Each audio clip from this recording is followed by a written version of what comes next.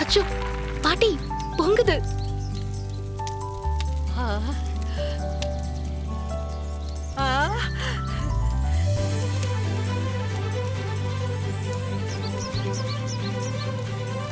ஏய், இதுக்கப்புறம் இந்த ஊருக்குள்ள நீ சிலம்பு வேறன்னு சொல்லிட்டு தெரியாத. மரியாதையா ஓடிடு. ஓடா.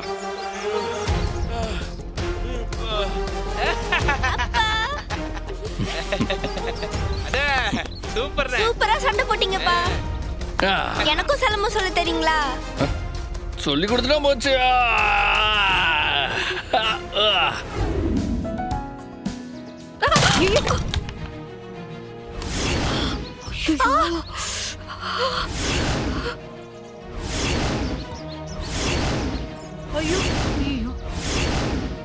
மித்ரா, என்ன காரியம் பண்ணி வச்சிருக்க? பொங்கல் பொங்கி வர நேரத்துல இப்படி பானைய போட்டு உடைச்சிட்டியே. பார்த்து ஒழுங்காவே செய்ய மாட்டியா? இப்ப பாரு, பொங்கல் வச்சும் பரிகாரம் முழுசா முடியாமையே போயிடுச்சு. பரிகாரம் முடிக்க முடியாம இப்படி ஆயிடுச்சே. நான் என்ன வேணும்னா இப்படி பண்ண? கை சுற்றுச்சு, கை தவறி தெரியாம விழுந்துருச்சு. சரி சரி, வா போய் பூசாரி கிட்ட விஷயத்த சொல்லி அடுத்த பரிகாரம் என்னன்னு கேட்டுட்டு வரலாம். வா வா தமிழே, போவோம். துணியை வச்சு எடு பாரதி. ஐயா, முதல் பரிகாரத்தை செஞ்சு முடிச்சிட்டேன். ரொம்ப சந்தோஷமா. இன்னும் கொஞ்ச நேரத்துல அடுத்த பரிகாரம் ஆரம்பமாயிடும். சாமி, எங்க வீட்டு பொண்ணு பண்ண பரிகாரத்துல ஒரு தப்பு நடந்து போச்சு. கடைசி நேரத்துல பொங்கல் வச்ச பானை உடைஞ்சு போயிடுச்சு. எல்லாம் அந்த அம்மனுக்கு தெரியும். அதை நினைச்சு கவலைப்பட வேண்டாம். அடுத்த பரிகாரத்தை சரியா குறையில்லாம பண்ண சொல்லுங்க. சரிங்க சாமி. அடுத்து என்ன பரிகாரம் சாமி? அடுத்து நடக்க போற பரிகாரத்தோட பேரு அக்னி நீராடல். இன்னும் கொஞ்ச நேரத்துல அக்னி குண்டை எரிக்க ஆரம்பிச்சிருவாங்க. அப்ப நீங்க போய் அக்னியை கையில எடுத்து மனசுல இருக்கிற வேண்டுதல மறுபடியும் ஒரு தடவை அம்மன் கிட்ட சொல்லி மனசார வேண்டிக்கிட்டு அந்த அக்னி குண்டத்துல போடுங்க. மத்தத அவ பாத்துக்குவா. சரிங்க சாமி, நீங்க சொன்னபடியே பண்ணிடுறோம். பாரதி நான் நல்லா இருக்கணும்னு இதெல்லாம் பண்றாங்க. அவங்க வேண்டுதலை இந்த அம்மன் கண்டிப்பா நிறைவேற்றி வைப்பா.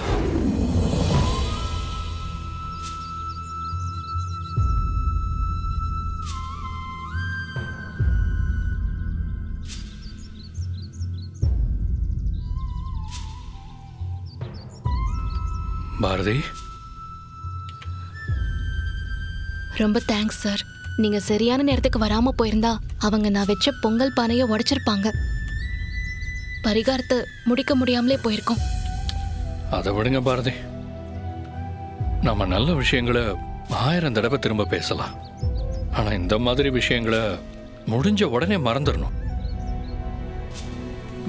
பாரதி, நான் உங்ககிட்ட ஒரு முக்கியமான விஷயம் கேட்கணும்.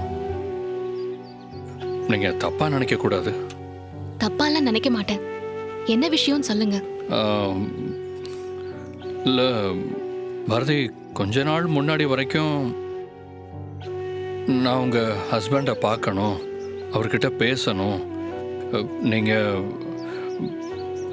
அவர் கூட சேர்ந்து வாழணும்னு நான் சொல்றப்பெல்லாம் நீங்க அதை பத்தியே பேசாதீங்கன்னு என்கிட்ட சொல்லுவீங்க.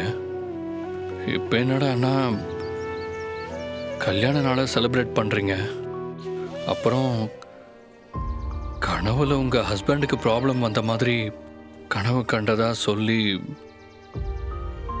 இப்போ இந்த கோயில் வேண்டுதலை வச்சு பரிகாரம் பண்றதுக்காக வந்திருக்கீங்க.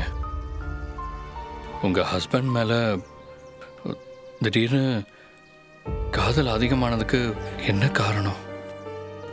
அதை நான் தெரிஞ்சுக்கலாமா? இல்லை, ஏன் கேட்குறேன்னா, அவர் பேரை கேட்டாலே உங்க முகத்துல எள்ளும் கொள்ளும் வெடிக்கும். இப்போ வேற மாதிரி இருக்கீங்க, அதான் தெரிஞ்சுக்கலான்னு கேட்டேன். பரிகாரம் ரொம்ப கஷ்டமா இருக்கும் போல இருக்கு. நீ கொஞ்சம் பார்த்து பத்திரமா பண்ணுமா. அந்த அம்மனை நம்பிதான் நான் இந்த கோயிலுக்கே வந்திருக்கேன் பாட்டி. காலையில கங்கணம் கட்டுறப்பவே பிரச்சனை ஆரம்பிச்சிருச்சு. அதே மாதிரி பொங்கல் சமயத்திலயும் தேவையில்லாம சண்டை நடந்து பெரிய பிரச்சனை ஆயிடுச்சு. அந்த அம்மன் என் கூடவே பரிகாரத்தெல்லாம் முடிக்கிறதுக்கு எனக்கு துணையா இருப்பான்னு நான் நம்புறேன் பாட்டி. ஆனா அதுக்குள்ள எந்த பிரச்சனையும் வராம இருக்கணும். அதுக்காக எவ்வளோ கஷ்டமான பரிகாரத்தையும் பண்றதுக்கு நான் தயாரா இருக்கேன் பாட்டி. உன் நல்ல மனசுக்கு எல்லாமே உனக்கு நல்லதா நடக்கும் பாரதி. இந்த கறிக்கட்டிகளுக்கு பதிலா மித்ரா எடுக்க போறப்போ தண்ணியில் நினைச்ச கறிக்கட்டியை கொண்டு வந்து போட்டுறணும். மித்ரா அதை எடுத்து போட்டான்னா பரிகாரம் முடிஞ்ச மாதிரி ஆயிடும். ஓம் சக்தி பராசக்தி ஓம் சக்தி பராசக்தி ஓம் சக்தி பராசக்தி ஓம் சக்தி பராசக்தி ஓம் சக்தி பராசக்தி ஓம் சக்தி பராசக்தி ஓம் சக்தி பராசக்தி. சீக்கிரம் வாமா.